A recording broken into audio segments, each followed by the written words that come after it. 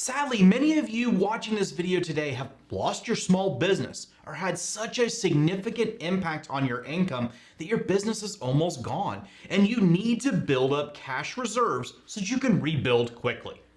Even as an entrepreneur, sometimes you need to work a little side job, and here are the top 5 highest paying side jobs that are in huge demand right now, and that you can work on the side while building your business back up. All this and more in today's video.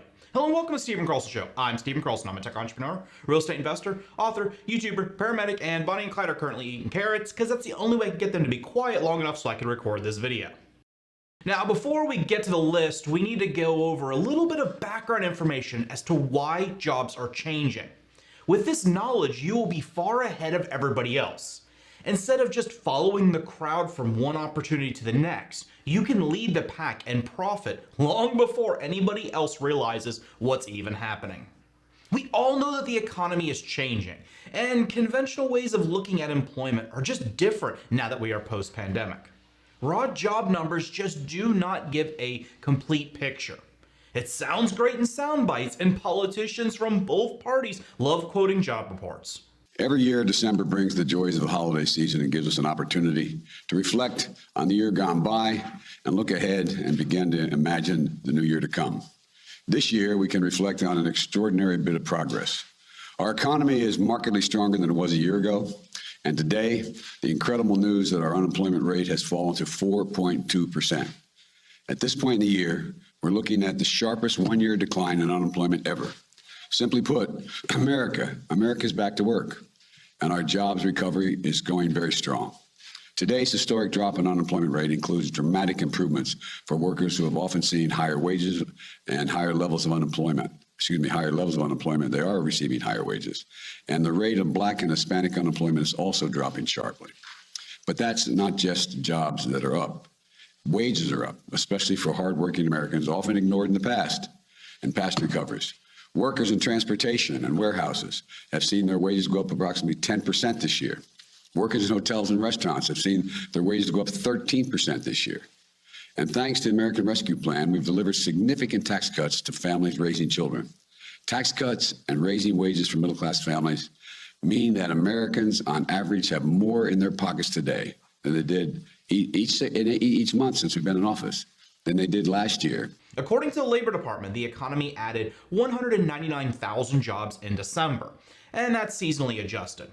This number is down from 249,000 in November, and these gains were the smallest we've seen in over a year.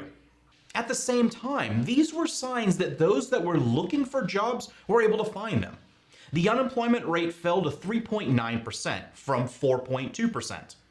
Wages have continued to surge, rising 0.6% in December and 4.7% for the year, reflecting an intense competition among employers for workers. Overall, these sound good, but when you factor in that people are leaving their jobs at historical highs, then you get a slightly different picture. Since April 21, the share of non-farm workers who have quit their jobs have been at the highest record levels since the Bureau has been keeping track of these numbers, with over 33 million people, or approximately 1/5 of the entire workforce, just completely quitting. Ron has great coverage of the Great Resignation. The pandemic was a real game changer for these employees, with a lot of them realizing their burnout and stress on mental health. But we all knew this even before the pandemic. Fewer and fewer people can afford a financially stable life anymore. Incomes have stagnated, job security is like, what's that? And the cost of housing and education have soared. In China, people are fighting against their crazy 996 work schedule, which is 9 a.m. to 9 p.m. 6 days a week, which is pretty common in industries like technology. Yeah, China's economy has doubled in size over the past decade, but not everybody's reaping the benefits. In many of their big cities, the rising cost of living is outstripping wage growth. One expert explains it, quote, "We can make a connection. It's about how the economy has become overheated and unsustainable, both in an environmental sense and in a mental sense," end quote. We've definitely heard of the overheating and unsustainability here in the US too, right guys? One major survey found out that almost half of the world's workers are considering quitting. Another one concluded that about about 4 in 10 million Gen Z respondents said that they would quit their job if they were asked to come back to the office full time. Another reality that we're seeing is working hours have been dropping in richer countries for decades across all age brackets. Just take a look at this chart here. Wow, I wonder what Germany's doing. Experts say that the pandemic has really opened the eyes of a lot of people. Quote, people are looking at work through a very different lens. The lens is things like, I am not working for a paycheck. That's not what this is about. I need to be fulfilled, end quote. And who can blame them, right? In the US, this generation is likely to be the first in US history to be less wealthy than their parents, thanks to a combination of an explosion in student loan debt and the plodding recovery from the Great Recession. That's why 2/3 of millennials who left their jobs in 2021 cited mental health reasons, and the proportion for Gen Z was even higher at 81%. And it's not just these generations either. At least one study shows employees from age 30 to 45 are also quitting at high rates. Really? People are doing a major rethink of jobs and work in general. Many people in their 20s and 30s seek different things from work than their older peers, like prioritizing learning new skills over stability. People are being driven to, quote, work on something that's going to be meaningful, have a higher purpose. We've seen a lot of evidence for that. In China, recent policies aimed at improving conditions for gig workers and moderating house and education costs aim to support a better quality of life. Experts are predicting that before long, these work and life values will influence the course of economies. If you haven't already checked out his channel, he has some great videos, including one on great full-time jobs. But today on my list, I wanted to focus on part-time jobs. Now to the list.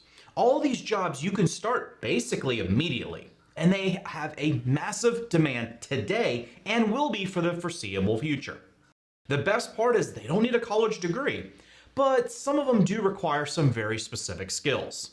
Some of those skills you can learn online, others you might need to take a certification course. The first item on the list is social media marketing. Are you good at social media? Do you have a knack for choosing unique ways to engage with a company's customers? Brands are always looking to get the word out about their products and services. And for many, social media is just a complete mystery. You can offer services to local businesses to manage and set up their Facebook accounts, their Instagram accounts, make posts for them, talk to their customers, assist things. This can be a huge help for many small businesses that either do not have the time or the skills to manage these on their own. Try approaching local businesses in your area first. That way you can build up a portfolio of success. Then you can expand to offer your services on freelancing websites. You can also expand on these offerings and start learning about SEO and managing Google PageRank optimization. Number 2, moving on to our next job is the project manager. As a business owner myself, I know just how complex it can be to get everyone in your team on the same page when designing or creating a new product or service. Sometimes a third-party consultant can really help by taking a step back and prioritizing tasks. If you're really good at organizing, this could be a perfect part-time job for you. Many small businesses really would only need you there maybe one day a week, and you can be a great asset to them. Number 3, and this is a bit of a follow-up to the project manager, but it really deserved its own spot on the list: business analysis. Similar to how businesses need a third-party perspective on a specific project, sometimes another person's opinion across the entire company can make a huge difference in that business.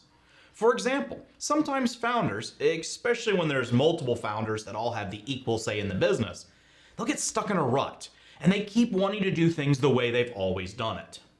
And they may work well together, but they don't always listen to each other. When you come in and you offer an analysis of the business, you can give tips and suggestions of things that you see that can optimize their business without everyone's ego getting in the way. Number 4, and this item does take some technical skills, studying, and a few certification classes. There is a massive demand for cybersecurity consultants. Hardly a day goes by without news headlines of another major corporation or government entity being hacked. Large corporations and small corporations are desperate to hire anyone with skills in cybersecurity. With this demand, the price per hour that they are willing to pay keeps increasing. Number 5 on the list, and this one does require some technical knowledge, but when you compare it to cybersecurity, there's a lot less hands-on technical knowledge. Much more of this is conceptual and how to apply it to a business. What I'm talking about is blockchain technology.